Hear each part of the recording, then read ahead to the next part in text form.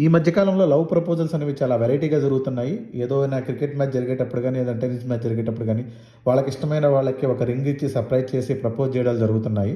రీసెంట్‌గా అలాంటి ఇన్సిడెంటే ఒకటి పూణేలో జరిగింది. ప్రముఖ సింగర్ అయినటువంటి దిల్‌జీత్ దోసాంజ్ పూణేలో ఒక కన్సర్ట్ కండక్ట్ చేశాడు. Live concert. సో, ఆ కన్సర్ట్‌లో ఒక వ్యక్తి ఒక మోకాళ్ళపై కూర్చొని తన గర్ల్ ఫ్రెండ్‌కి ప్రపోజ్ చేసి ఆమె చేతికి రింగ్ తొడిగి హగ్ చేసుకున్నాడు. వీరికి ఆడియన్స్‌తో పాటు దిల్‌జీత్ కూడా శుభాకాంక్షలు చెప్పాడు. బ్యాక్‌గ్రౌండ్‌లో ఒక సాంగ్ పాడుతూ వారిని ఎంకరేజ్ చేశారు.